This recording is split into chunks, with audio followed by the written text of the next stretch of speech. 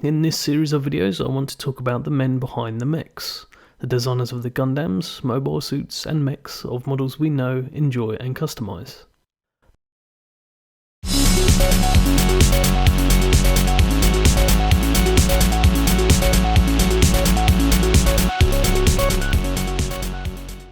In this video I'm going to talk about a designer I think is not much of a household name within the Gundam community, but whose work is undoubtedly prolific in mecha design, Shoji Kawamori. Born in Toyama, Japan in 1960, Shoji was influenced in his youth by the Apollo moon landings, the marionette series Thunderbirds, and the madcap smooth criminal anime Lupin 3. Kawamori attended Keio University, meeting with Macross and Gundam screenwriter Hiroshi Onoji and character designer Haruhiko Mikomoto, who became friends, and founded a mobile suit Gundam fan club called Gunsight 1, a name later used by the trio during the development of Macross. After university in the late 70s to early 80s, Kawamori gained an internship at Studio New as an assistant artist and animator, where the original concepts and ideas for Super Dimension Fortress Macross were created. Alongside mechanical designer Kazutaka Miyatake and Haruhiko Mikimoto, Kawamori debuted the animated Super Dimension Fortress Macross in 1982, showcasing the legendary variable fighter Valkyrie, a unique transforming mecha that would alternate between a fighter plane, a bipedal mecha, and a gear walk mode in between, which is also regarded as a huge influence for the design of Gundam Zeta.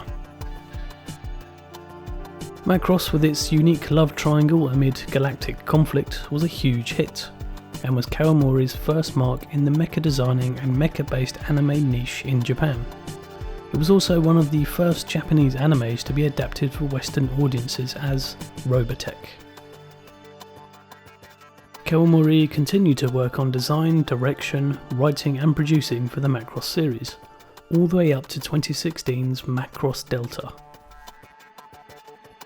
As well known as his work on Macross is, Kawamori is also credited for an incredible amount of contributed design and sole creation of a long string of very well loved mecha anime and video game series. To mention a few: Escaflown, A Girl in Gaia, Patlabor, the movie 1, 2 and 3, the must-see fantasy mecha series Eureka 7, the brilliantly dark and hidden gem that is Ulysses 31, Ghost in the Shell, Cowboy Bebop, the sole creator of Nobunaga the Fall, the cult classic live-action movie Gunhead, and of course the RX-78-GP01 Gundam from the 0083 Stardust Memories OVA.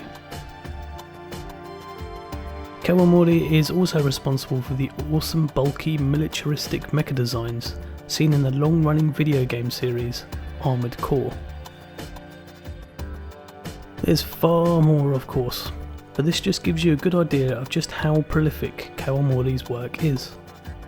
Kawamori's design work is often drawn from his environment and is incredibly diverse, unique, imaginative and adaptive.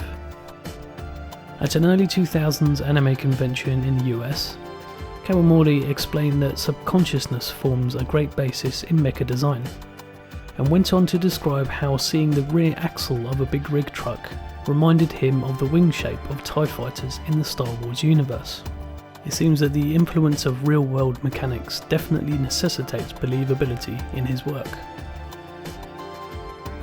Kawamori's design method too is not limited to pencil and paper, preferring to use clay, cement and even Lego to flesh out ideas. From fantasy style to realism seen across a very wide range of universes, Kawamori's work is held in very high regard, and has most likely been the most viewed mecha design work in all of the anime world. It's also incredible to think that Kawamori is not just limited to being a mecha designer for other people's ideas. Kawamori is a writer, animator, director and a creator, and has brought us a heck of a lot of very well loved and long running series that have become a pillar of mecha anime and design fandom, whose legacy continues to influence new designers to this day, and hopefully long into the future.